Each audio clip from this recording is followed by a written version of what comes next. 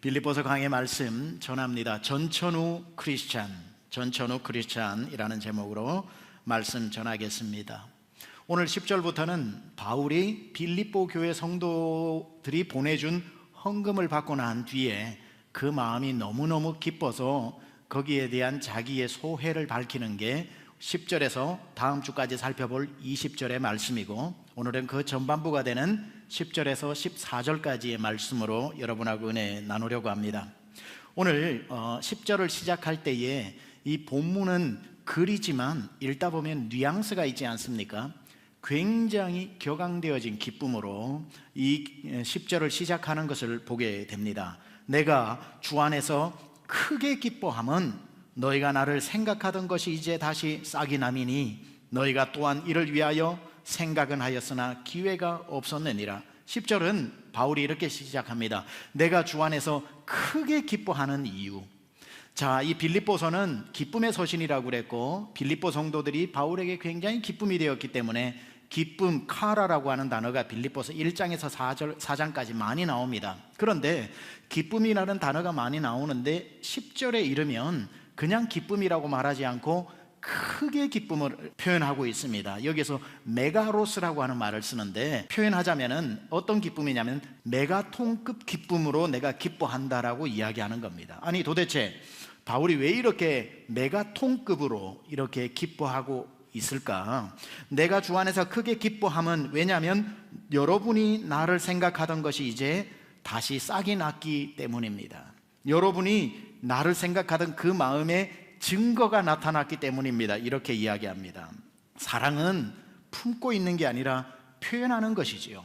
아무리 사랑한다 말을 해도 표현되지 않는 사랑은 증명하기 힘들듯이, 빌립보 교회 성도들이 바울을 향한 마음이, 바울 선생님 알죠? 우리가 당신 사랑합니다. 우리가 얼마나 바울 목사님을 좋아하는데요, 우리가 계속 기도하고 있습니다. 기독교인들이 제일 많이 하는 크리스찬 라이라고 하는 게 있는데, 그게 기도하겠습니다 라는 말 아닙니까? 아유, 기도하겠습니다 하고는 기도하지 않는 일들이 많지요.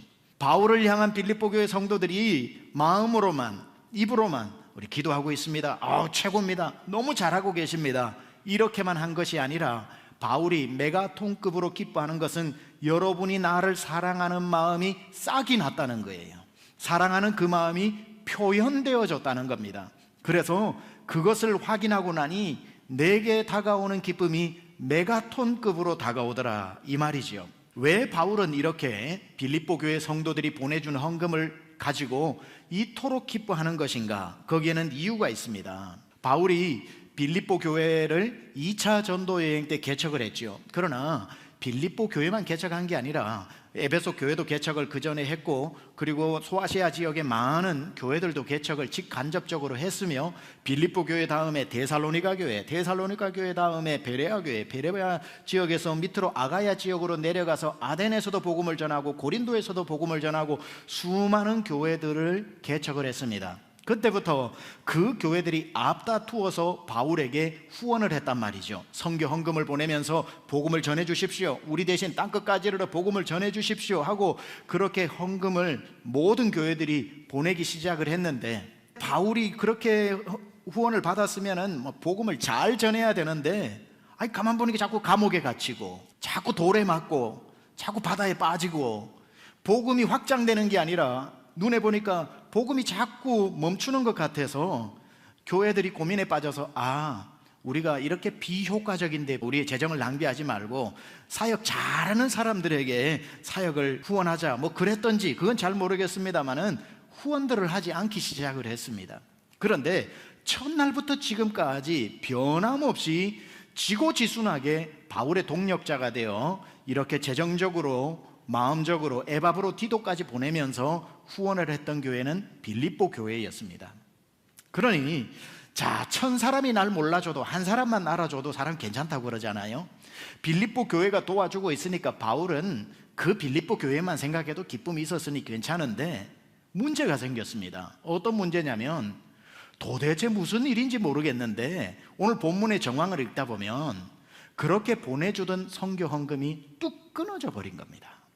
이거는 물질의 문제가 아니라 마음의 문제라서 바울이 심히 괴로워지기 시작하는 겁니다. 물질을 보내지 않는다는 것은 마음이 멀어졌다는 뜻으로 해석할 수 있는데, 내 마음에 유일한 기쁨을 주었던 빌립보 교회의 성도들조차 다른 교회들이 가는 길로 같은 길을 걸어가면서 자기에게 실망을 하고 자기에게서 마음이 멀어진다고 생각하니, 바울이 가난해서가 아니라 못 먹어서가 아니라 그 마음이 너무 아팠던 것 같습니다. 돈이 없어서 불안한 게 아니라 사랑하는 교회가 자기를 향했던 마음이 변했을까 봐 그 마음이 불안했던 것이지요. 자기의 마음을 온통 주었던 교회, 또 자기에게 마음을 온통 주었던 빌립보 교회에게 소식이 끊어지고 어떤 사랑의 표현들이 더 이상 나타나지 않는 것을 보았을 때에 그 바울의 괴로움은 굉장히 컸을 것 같습니다. 그러던 와중에 이게 웬일입니까? 빌립보 교회 성도들이 바울을 향한 사랑이 변함이 없다라는 것을 헌금을 통해서 전달이 된 겁니다. 자, 그 헌금을 받았을 때 이건 돈이 아니라 빌립보 교회 성도들의 돈에 묻어온 사랑 아니겠습니까? 얼마나 기뻤던지 그가 메가톤급으로 기쁘다 이렇게 얘기하는 거예요. 내가 크게 기뻐한다. 메가톤급으로 내가 지금 기뻐하고 있다. 또 바울이 목회자니까 이렇게 사람들은 보는 게 그 진심을 모르고, 아이고 또 물질을 주니까 저렇게 다 죽을 상하더니만 저렇게 메가톤급으로 기뻐하네, 바울은 물질을 저렇게 좋아하는가 보다 라고 할까봐 이렇게 또 단도리를 하면서 11절에 이야기하죠. 내가 궁핍함으로 말하는 것이 아니니라. 어떠한 형편에든지 나는 자족하기를 배웠노니, 내가 지금 물질 받아서 좋아하는 게 아니라 물질에 담긴 여러분의 사랑을 확인해서 이렇게 좋은 겁니다. 나는 궁핍해서 지금 말하는 것이 아니라 어떤 형편에든지 나는 자족하기를 배웠습니다.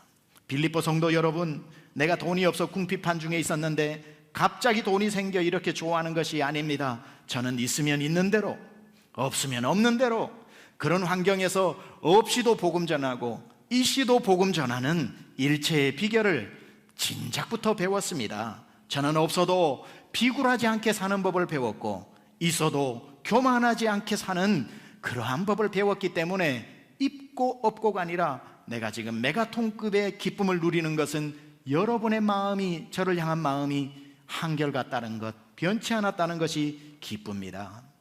이 말을 우리가 잘 이해해야 됩니다. 그래서 오늘 본문을 보면서 우리 크리스찬들은 부를 버리고 가난을 선택해야 된다거나, 바울이 부를 버리고 가난을 선택했다라는 말이 아니라, 바울의 요점은 나는 가난도 부도 모두 살아낼 방법을 알아냈다라는 뜻입니다. 다시 말해, 가난할 때 사람이 가난의 지배를 당해서 하나님 원망하면서 비굴하게 어깨 숙이고 살지 않고, 가난해도 당당하게 복음을 전하는 법도 배웠고, 그러다가 내 손에 부귀와 영화가 찾아오면 그것 때문에 정신 잃어버리고 타락하면서 하나님 잊어버리고 사는 것이 아니라, 내 손에 하나님이 부를 허락하시면 그것 가지고 하나님의 일을 더 열심히 하는, 가난해도 복음 전하고 하나님이 채우셔도 복음을 전하는 일체의 비결을 내가 배울 수 있었다는 겁니다. 나는 내 믿음이 가난보다 컸고 부귀보다 커서 가난도 내 믿음을 흔들어 놓지 못했고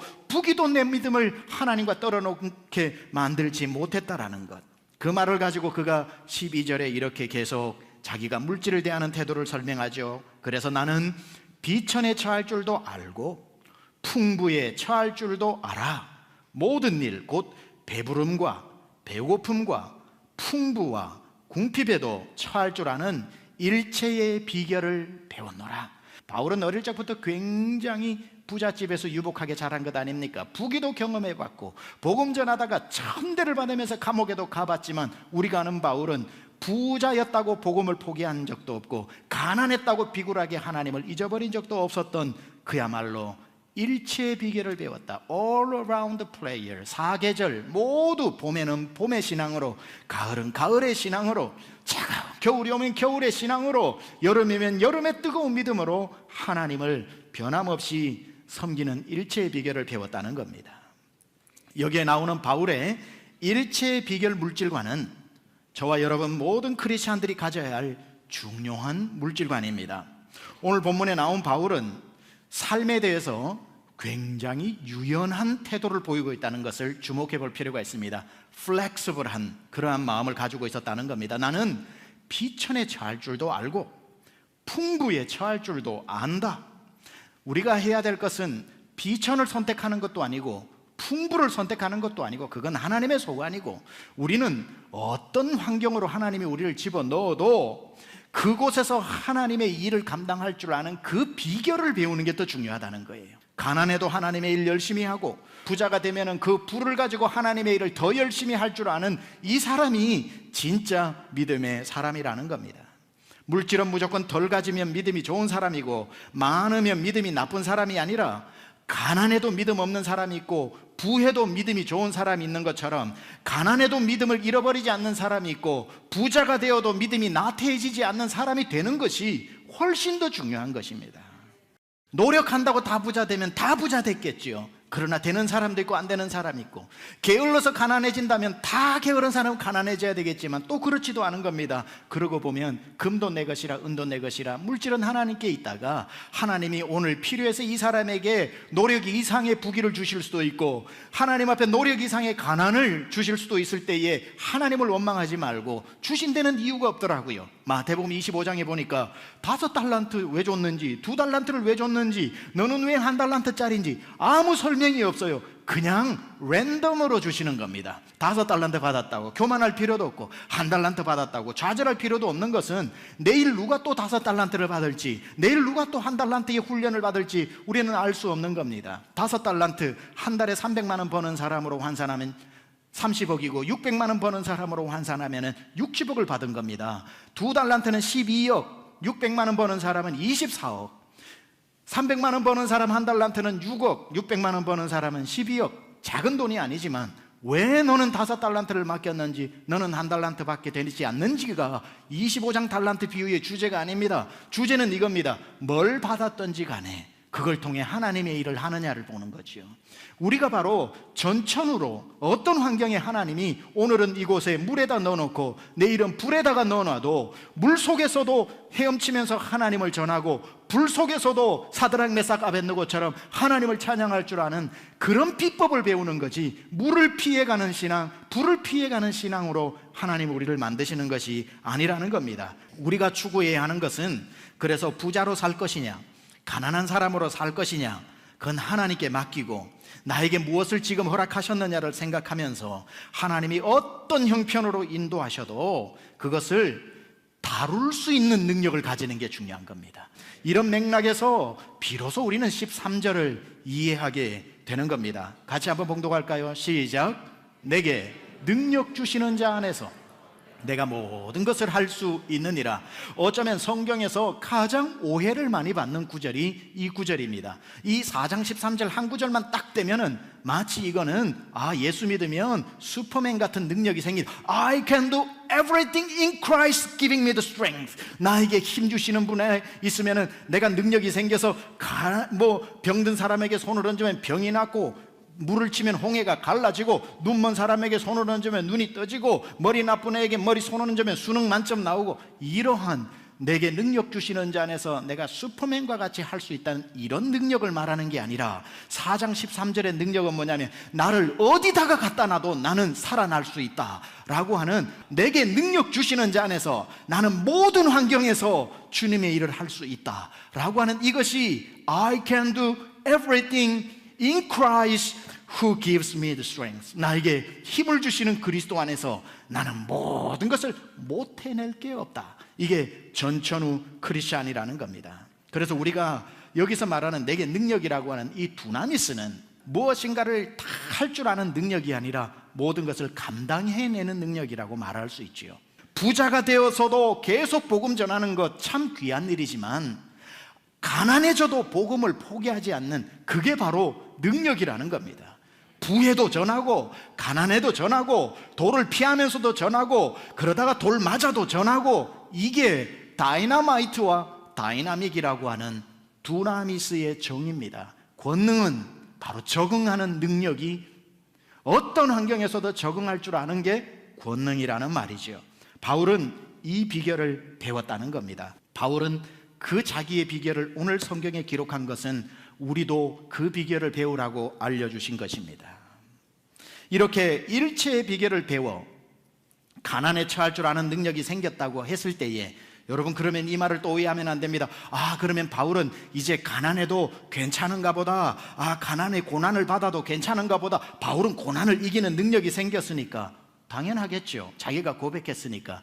그러나 사람은 다 똑같습니다. 그래서 바울이 고난을 이기는 능력이 생겼다고 해서 고난을 즐긴다고 생각하면 안 됩니다. 고난은, 사람은 다 똑같아서 고난과 가난을 즐기는 사람은 없습니다. 고난을 잘 버틴다고 해서 지켜보는 사람이 와, 고난을 잘 버틴다고 박수 쳐주는 사람은 구경꾼입니다. 동력자는 고난을 나누어 가질 줄 아는 사람이 동력자고, 박수 쳐주는 사람은 구경하는 사람이에요. 함께 동참하는 것, 그게 중요한 겁니다. 그냥 바울은 나는 고난이 와도 괜찮다, 나는 고난을 즐긴다 라고 하지 않고, 바울은 나는 고난을 이기는 능력이 있지만, 그러면서 14절에 뭐라고 이야기를 하냐면 이렇게 이야기하죠. 그러나 너희가 내 괴로움에 함께 참여하였으니 잘하였도다. 나는 고난을 당해도 복음 문제없이 전하겠지만, 내가 여러분에게 메가톤급으로 기뻐하면서 감사하는 것은 이 고난을 받도록, 고난 잘 받는다고 훌륭하다고 박수 쳐주지 않고 고난에 함께 참여해서 고난의 짐을 덜어주니 고맙다라고 이야기하는 겁니다. 그러니까 괜찮다라고 하는 말을 괜찮다고 들으면 안 되는 거죠. 울산에 계시는 어머니를 뵈러 갔었습니다. 내려가가지고 혼자 계시는 어머니랑 시간을 보내고 다음날 아침에 이제 올라오려고 하는데, 밥을 저는 요즘 다이어트 한다고 현미만 먹고 쌀밥을 안 먹는데 고봉으로 쌀밥을 이렇게 올려가지고 제가 좋아하는 가자미 조림을 이렇게 해가지고 먹으라 하고 요만한 상에 어머니하고 앉았습니다. 어머니, 제가 기도할게요. 제 어머니를 이렇게 꼭 끌어안고 아주 길게 기도를, 축복 기도를 해드리고 밥을 다 먹었어요. 그걸 진짜 머슴밥 위에 하나 더 올라가 있는 밥 다 먹었어요. 그리고는 이제 준비해가 제가 용돈을 드렸죠. 어머니, 그 용돈 괜찮다, 나는 다 있다, 괜찮다, 뭐하러 주노, 네 애들, 미국에 있는 애들 용돈이나 주지, 괜찮다. 그렇게 어머니는 괜찮다고 극구 만류를 할 때에 괜찮나 보다 하고 그걸 다시 가지고 오는 아들은 아들도 아닌 거죠. 이건 뭐 어디를 써도 이 동네 옆집 할머니들 식사라도 어머니가 사시는 게 낫지, 그러니까 하세요. 괜찮은데 하고는 잘 받으시더라고요. 그러고 나한테 밥을 뚝딱 먹고는, 그건 그 전날 밤에 제가 드린 거고, 아침에 출발을 하는데 어떻게 또 어르신 준비를 했는지 제가 어림잡아 보니까 드린 용돈보다 더 많이 준비를 해가지고, 어머니 괜찮습니다. 그럼 내가 어제 드린 게 뭐가 돼요? 그냥 우리 다 알아서 하니까. 니 그러면 내 얼굴 안 볼 끼가, 이제 이거 안 가져가면 니 내 아들도 아니다. 그래서 준 것보다 더 많이 받아왔습니다, 제가. 그걸 서로 주고받고, 한국 사람요, 주고 난 뒤에 받으면은 똑같습니다. 나간 돈도 없고 들어온 돈도 없고 똑같지만 남는 건 사랑과 정이거든요. 바울이 감옥 안에서 I'm okay, 나는 이런 감옥 안에서 환경을 얼마든지 이겨낼 비결을 배웠습니다라고 했을 때 빌립보 교회 성도들이 그런가 보네요 하고 있지 않고, 바울이 기쁜 것은 그럼에도 불구하고 여러분들이 내 괴로움에 함께 참여하였으니 잘했습니다, 고맙습니다, 내 짐이 한결 가벼워졌습니다 라고 이 14절을 고백을 하고 있더라는 겁니다. 고난을 구경하면서 대단하다, 고난이 와도 포기하지 않는 우리 목사님 최고하고 엄지척 해주는 빌립보 교회 성도들이 아니라, 그 마음을 있으면서도 자기들도 어려움 중에 동참하면서 짐을 나누어지는 사람, 이 사람을 동력자라고 이야기하는 거지요. 성도들은 목회자가 고난의 삶도 묵묵히 이겨내고 사는 것을 참 귀하게 봅니다. 그래야 되는 것이고요. 초심을 지키고 사는 것도 좋아합니다. 당연히 그래야 하는 거고요. 그래서 고난을 이겨내는 모습을 보면 훌륭하다고 박수를 쳐줍니다. 그러나 박수만이 아니라 함께 져주는 동력자가 필요한 거지요. 사업을 크게 하시던 집사님이 있습니다. 이름도 호크입니다. 호크. 영어 이름을 호크, 있죠. 호크라는 이름으로 지었습니다. 저와 나이가 같고요. 신실한 남자 집사님입니다. 직원이 한 200명이 넘어요. 어떤 사업을 하냐면은 핸드폰 수리업을 합니다.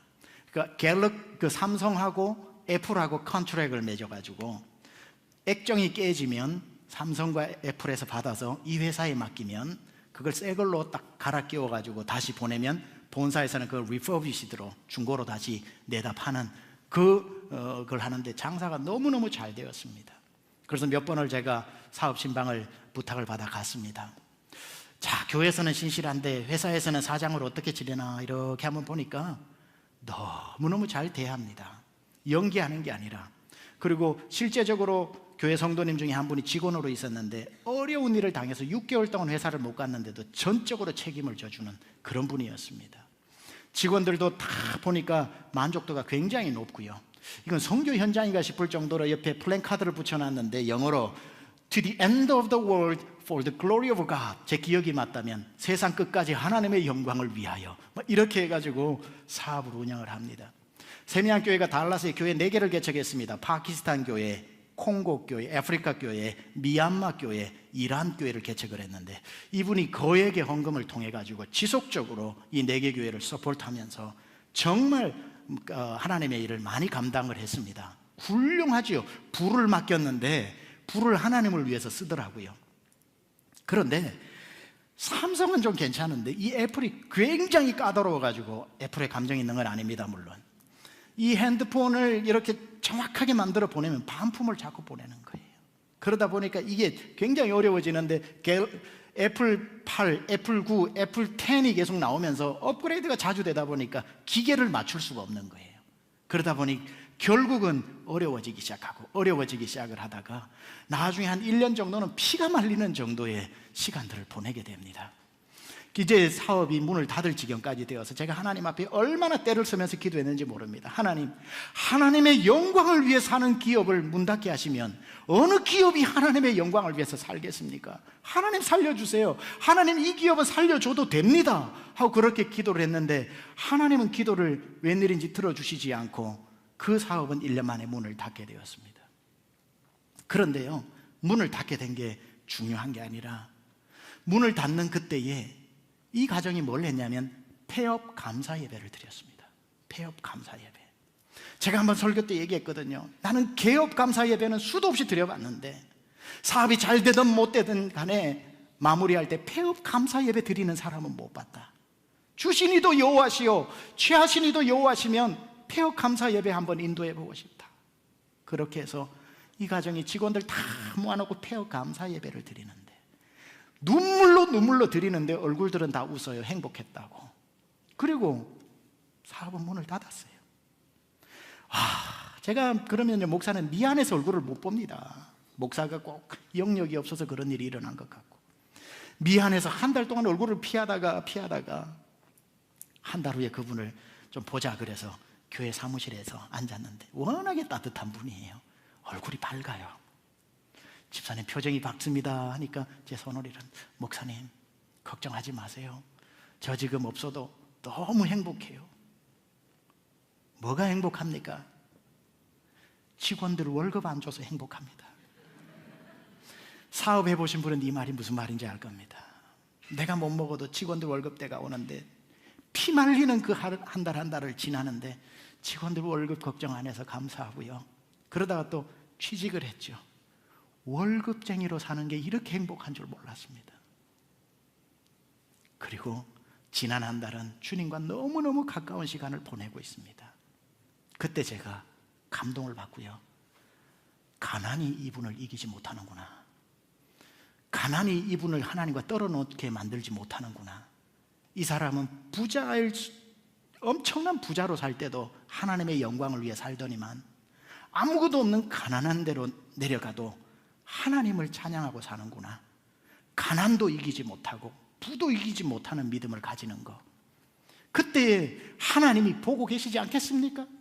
여러분 지금 어려운 가운데 코로나 때문에 무엇 때문에 힘들어도 하나님이 여러분에게 물질의 연단을 주고 계셔도 어디 안 갔습니다. 주님 손에 있습니다.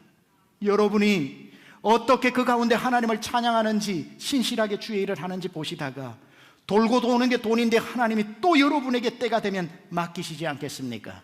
있느냐 없느냐를 주목하지 말고 내가 감당할 능력이 있느냐를 주목하면서 신실하게 주님 앞에 승리하는 여러분 되시기를 주님의 이름으로 축원합니다.